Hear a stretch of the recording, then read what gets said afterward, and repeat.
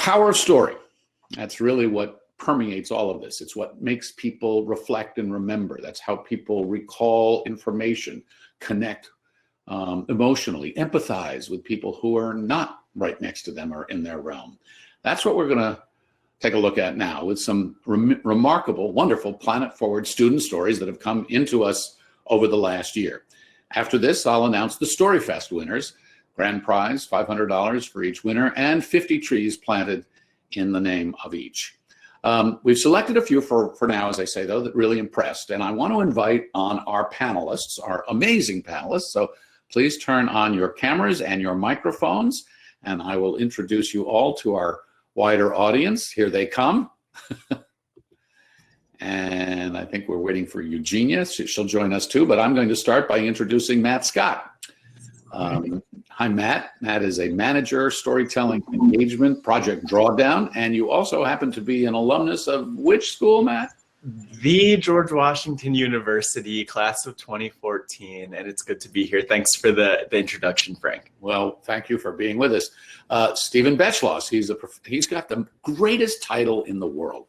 He's a professor of practice at the Cronkite School, but even more, he's senior director for narrative development in the president's office there and elsewhere. And he and I have worked together through his role in the Arizona State University Julianne Wrigley Global Futures Laboratory, where I'm a Global Futures Fellow. So Stephen, welcome to you, and thanks. How's the weather in Arizona today?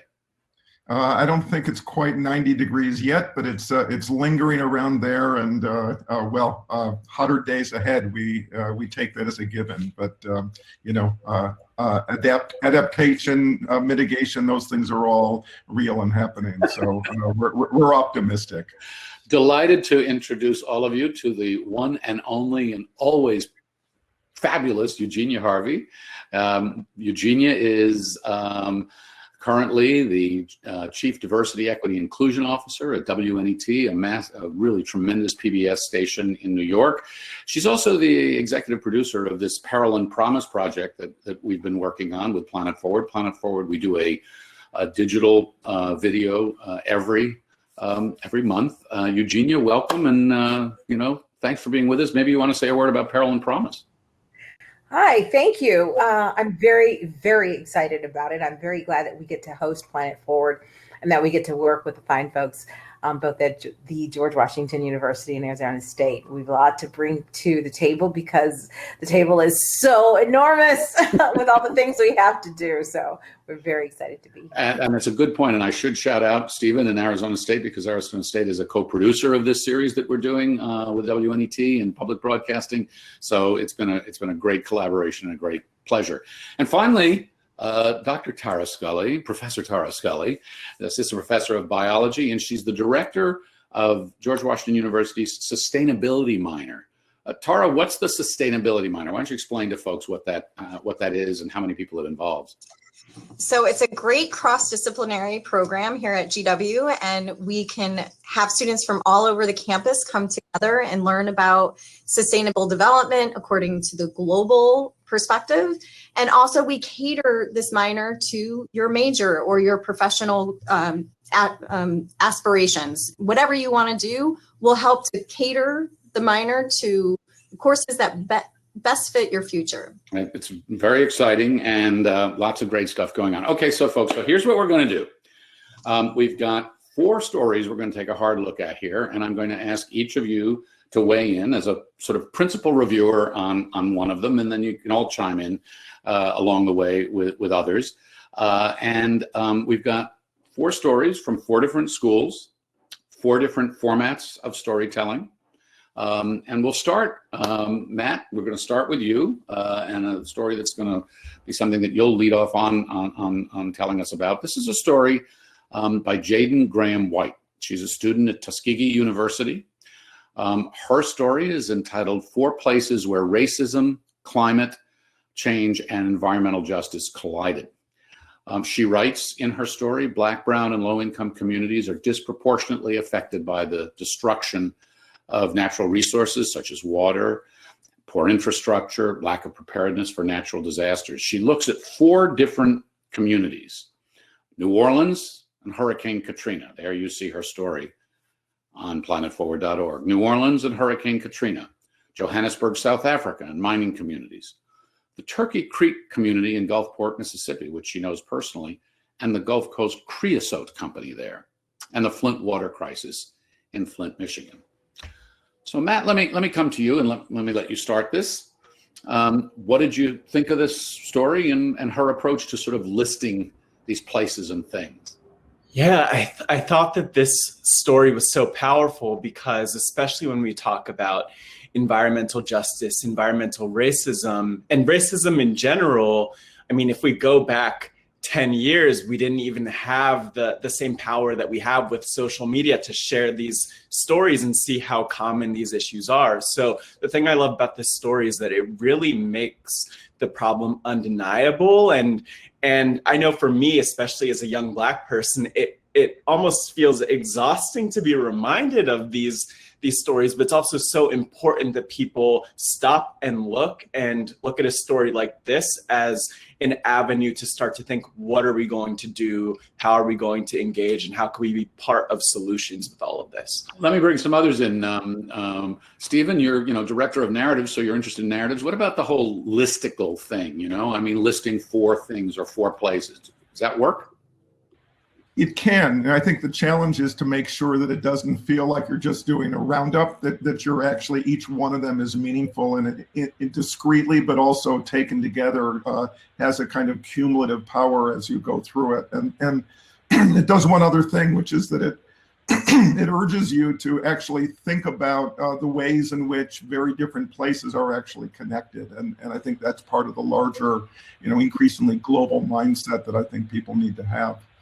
And Eugenia, what about stories of racism and the need for environmental justice? Have they gotten the kind of attention that they have? I mean, I think one of the things that struck me about Jaden's piece is she was drawing from personal experience. So there's some very direct, sort of firsthand kind of eyewitness storytelling there, if you will, as well as her research.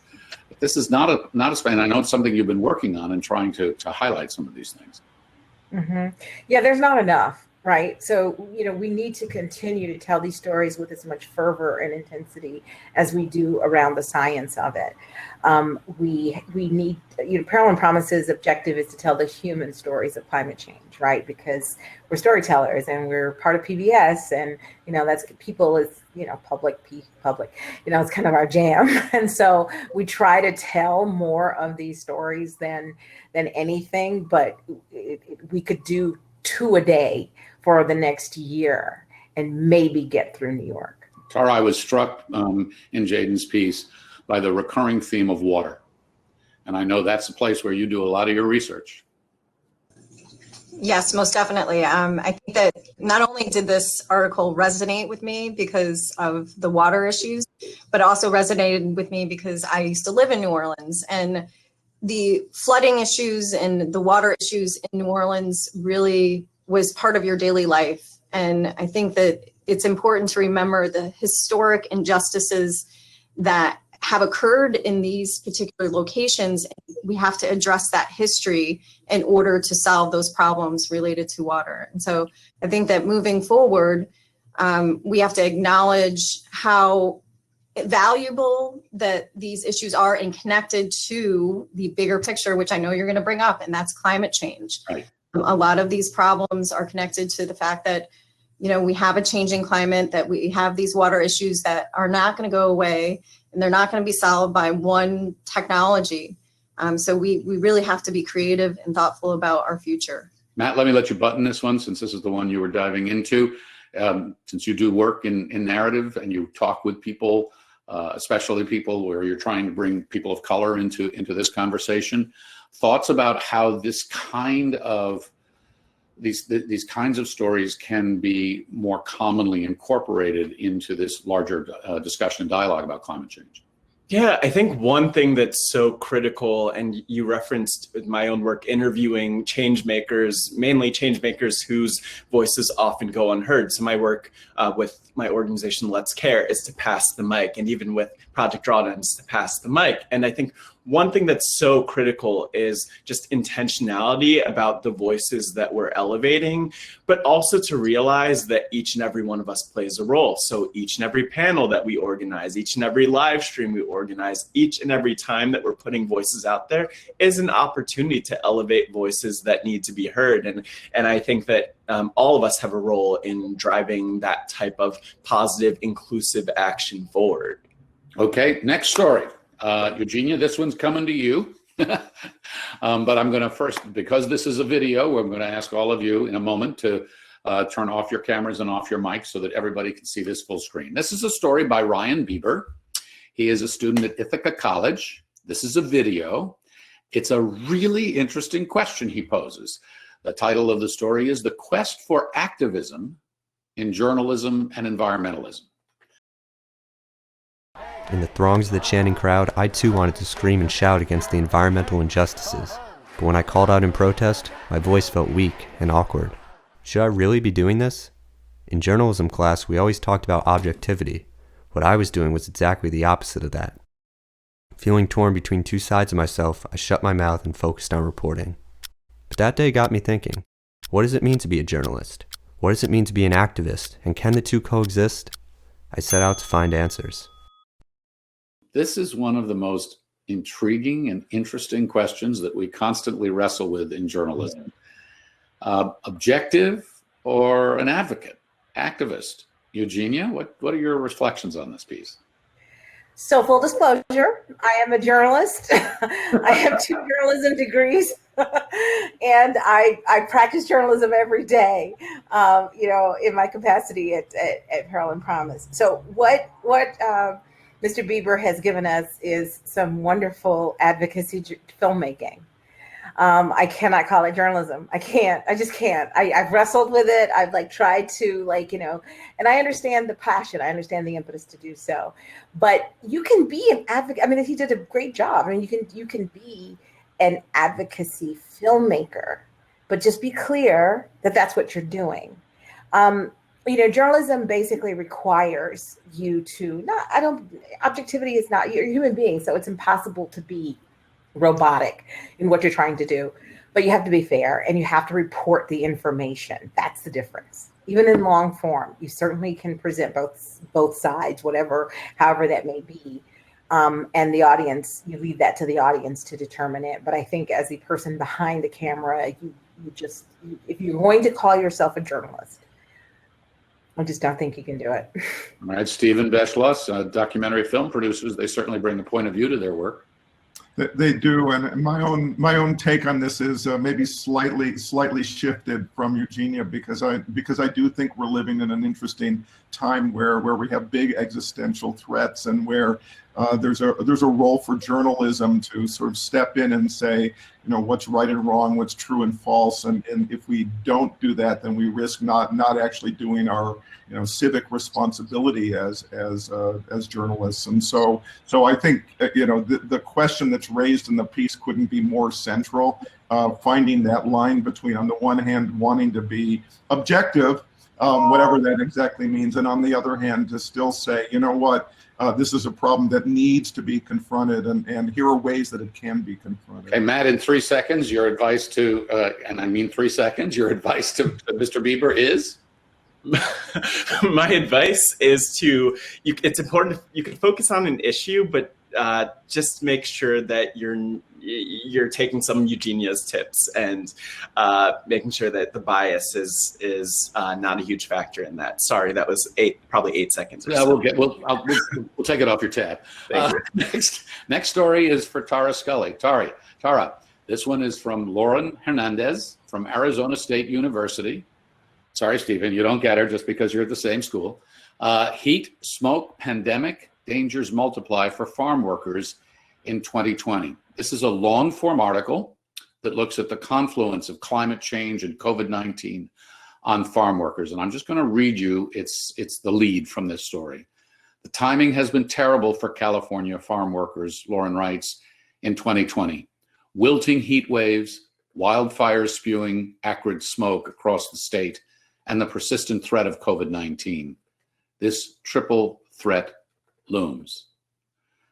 Tara Scully, what did you make of this story and the way she incorporates data and science in the narrative?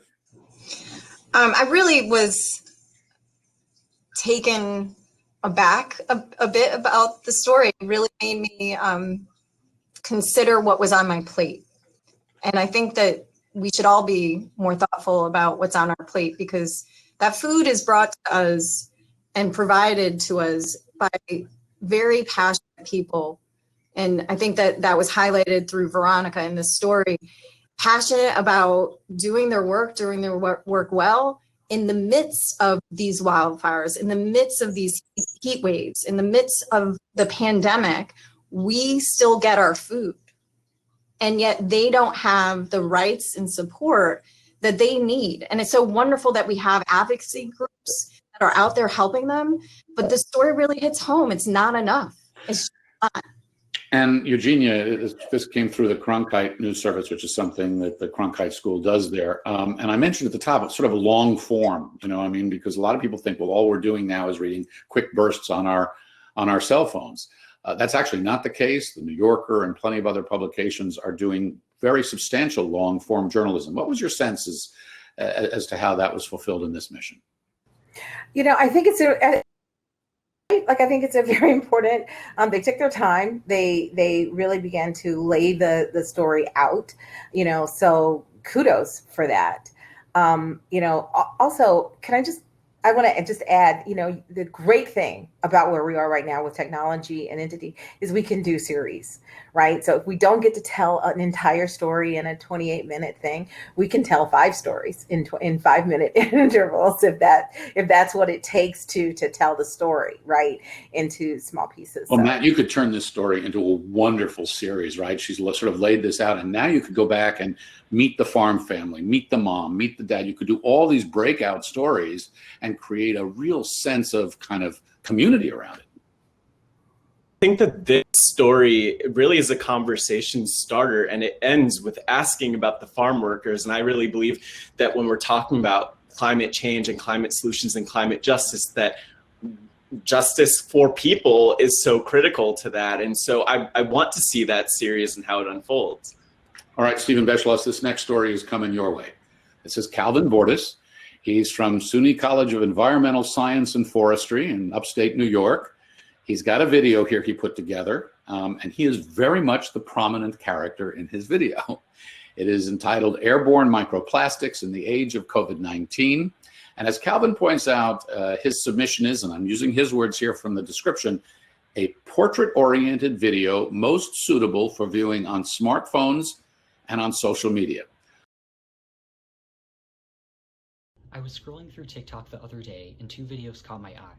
One was about just how many microplastics there are in our air. Emit those plastics into the atmosphere and the winds can carry them. And the other was about how the death rate from COVID-19 was influenced by air pollution levels. We know it's bad for our health. Although that made me want to curl up into a ball and begin my daily existential crisis just like the rest of Gen Z, it made me wonder about the extent that airborne microplastics affect our health, especially amid a pandemic, and how we can prevent this issue in the first place. Stephen, a portrait-oriented video most suitable for viewing on smartphones. Yeah, that's smart. I mean, it's smart, it's clever, it's funny, it has personality, Calvin's personality, which sort of is throughout, and trying to use all of that as a way to get at a very big, substantial topic, which is not easily handled, and targeted for, as he suggests, sort of this social media, Gen Z, social media saturated public, and very specifically done that way. And so I admired that, and it wasn't just that. It wasn't just quick and funny. It was also, hey, here's a screenshot you ought to take of all this information. So he gave you the fast and the funny and brought you in that way, but he also then took the moments, actually several different moments, to give you a lot of information, screenshot it, you can look at it later. And what he ends up doing is in 90 seconds, he packs a ton of information into it in a way that I think is engaging. So I like it quite a bit. Tara, you're the scientist, and you're used to pouring through big, long papers and lots of stuff about methodology and all of that, and that's not here. And in fact, when I watched Calvin's piece, it made me think actually of a promotional thing I got just the other day from Axios, to download their app and have smart brevity. That's their motto, smart brevity in your pocket, to Stephen's point. How do we get the detailed complexity of science in short form storytelling like this? I thought it was brilliant. I had to give a talk to the World Bank on microplastics a few weeks ago. I wish I could have just done this.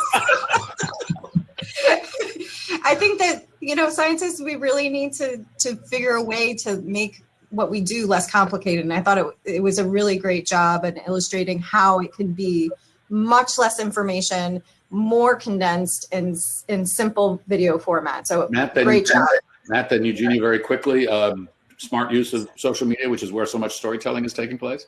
Oh, absolutely. And I think the key is put the audience at the center, to build at what Tara was saying. There's so much that we want to get across to people. Let's focus on what we need to get across. And I think that this is a great illustration of that in a way that people will consume, especially this generation.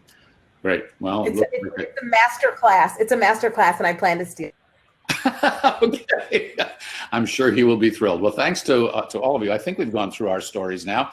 I'd like to invite you all to stay on screen. And Eugenia, we may have lost you for a moment because of a little internet wobble, but you're still there. We just don't see your picture, just so you know. Because now I want to go on to our Storyfest 2021. And you all stay on screen and do your thumbs up and huzzahs and all as we go if you want, and I'll pop around to you throughout. This was a very competitive field. We have students from all these schools and across the country. They submit their stories to planetforward.org. Our judges go through them in a variety of categories, which I'll be outlining in just a moment. It was, we'll have 6 grand prize winners, each of whom will receive a $500 cash prize. And I would just encourage you to use that money to do something that will work, that will sustain your sustainability interests. I think that would be a very smart thing, whether it's buying a piece of equipment to be able to do more storytelling or going and planting your own trees. But you'll also have 50 trees planted, each of you, in a national forest, thanks to our friends at One Tree Planted. So big shout out to One Tree Planted. The trees will be planted in Minnesota in the Chippewa National Forest. We'll include information on the project in our Storyfest winners announcement on planetforward.org. But again, this is a great thing, and these trees will be a legacy for a very long time. So let's go and take a look at who our winners are. And we're going to start with the best science narrative. The best science narrative. Our winner is Eva Legg from Dartmouth College, for the piece that she wrote, The Salamanders at the End of the World. And here's a quote I want to share with you. When I visited the captive breeding facility, I saw salamanders so slim they could have been a splinter, so short they could be easily squashed. This pampered population exists as a backup, ready to sire offspring that would be released if the wild population were to die off. A wild population that exists just a few hundred meters, but also a world away from the captive species, where water emanates myth-like from deep within the earth. But some say even if that population were to be released, it may not be enough to save the species. Eva, the judges appreciated your writing, your reference to science, your focus on biodiversity. So thumbs up to you, bravo. Everybody, let's give Eva a hand. Next, the most compelling character. That's our other category, the most compelling character. And our winner is Francesca Ederlin. From the George Washington University, you met Francesca earlier for her piece, Meet Cameroon's Plastic Man, the story of environmental activist Forby Paris. Now here's a bit about her compelling character that she wrote. Forby Paris, she wrote, recalls that when he saw the ocean for the first time, he was terrified. I was young, Paris remembered. The noises, the movements, the fastness of the waves all scared me. At the time, Paris never would have imagined that he'd dedicate his life to protecting the ocean. A decade later, Paris is now inspiring a movement in his hometown of Buea, Cameroon, to combat plastic pollution and protect the ocean.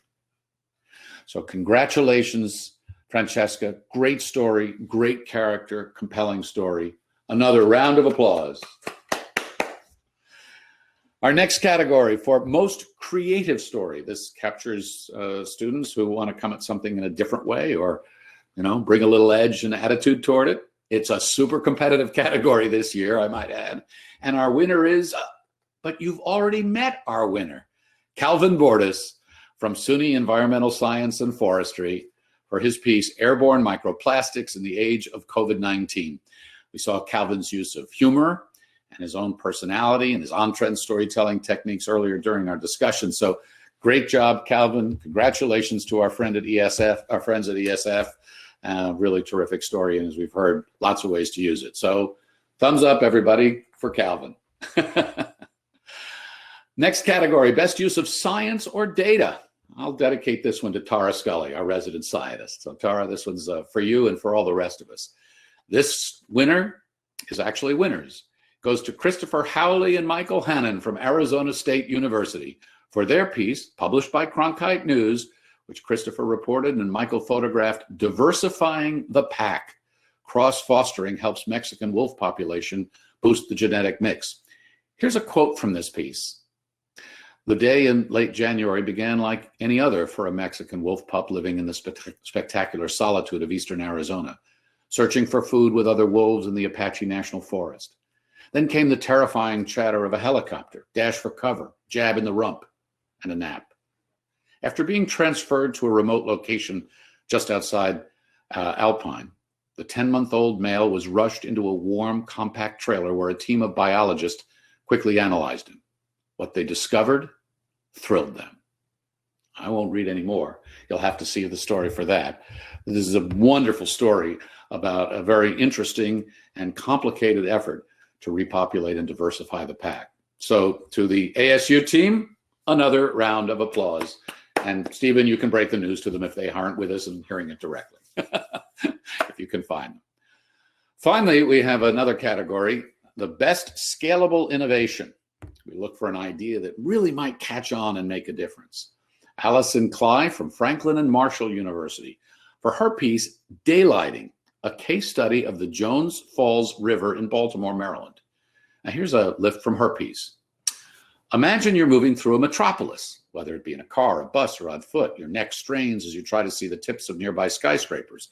Your heart balloons with the city's seemingly boundless energy and opportunity. Yet never once do you shift your focus downward, remaining oblivious to all the infrastructure and motion beneath your feet. Often, she writes, in cities worldwide, hidden waterways flow underground for miles in conduits beneath the pavement. For more on that story, you can go to planetforward.org and read more. But join me in congratulating your panelists, Allison, for that story. That's great. And our last category here, and I'll break this wonderful news to everybody. This is the one that gets the most votes from the community, and then we'll bring our panelists back for a quick comment.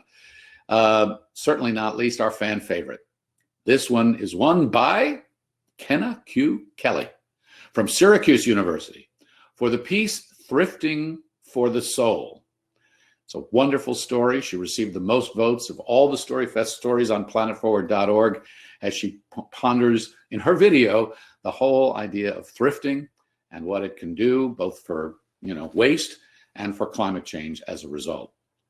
So this was a competitive year, but you guys came through, everybody, with amazing stories. Congratulations to our Storyfest winners. You see the slide with everybody's name there. I would like to invite our panelists back for a quick mention, and then I'm going to shout out a few other stories, and we're going to move on to our EPA administrator's keynote conversation. But if we can bring you back. Stephen, some really interesting stories and great range there.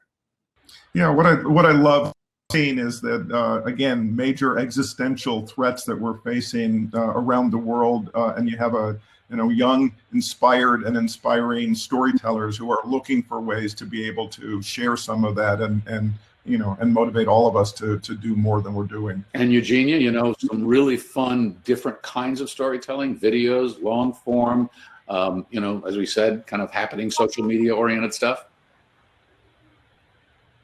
I'm sorry, you dropped out at the very top of the question. The top of the question was, it was a really interesting range of story formats.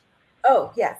Oh, very much so, very much so. And what I love too is that there's a lot of opportunity for intersectionality, you know, for the various platforms, right? So every story could be a podcast of itself, or it could be, you know, it could turn into a video segment or a social piece. Well done. Kudos. Laura, that's science, and that data comes through on all of these in one form or another. Yes, and that's a powerful message that we need to send to our storytellers. Is it's so important to have that data behind you, to make sure that you're utilizing that data and sending that message to people of what's out there, what do we need to be concerned about. And I think the biodiversity issue, we need to continue that story for each and every one of those species. Unfortunately, there's just so many of them out there. But great job. I really was impressed by the range of work as well. Matt Scott, Project Drawdown, you folks look at how we're going to reduce our carbon footprint. You're wandering, meeting with people all over the place, telling them to be narrative storytellers to drive it. Let me let you have a word for our winners here. Yeah, these are the stories our world needs. And so I'm just so proud of their work as a storyteller myself in my own way, because these might not be stories that we see journalists putting out there, but they're important stories and we need more of them. And I'm just so thankful and grateful for all of the stories that we've heard today. I just want to tell you, I wish we could give more prizes. I'm going to do quick shout outs to a few others that struck us. More Than One Pathogen, a song by Nathan Farrow, Petrus from Columbia University. Wonderful piece. Planet Over Plastic. Corporations are responsible for plastic waste. That was by Caitlin Copeland from Eckerd College. Color the Water. Black Surfers Healing Through the Water. Lovely piece by Marissa Ume and from UC Berkeley. And last, certainly not least, Montreal Landfill Turned Lunar Landscape, an urban sustainability story by Clarice Nelly from SUNY Plattsburgh. Wonderful stories, important stories, interesting stories from students who are committed to this issue from across the country. So thank you all. Thanks, panelists. This was fun. Can we do this again? Yes, please. All right. We're in. I'll let you take your seats back in the room, and your insights and observations were fabulous.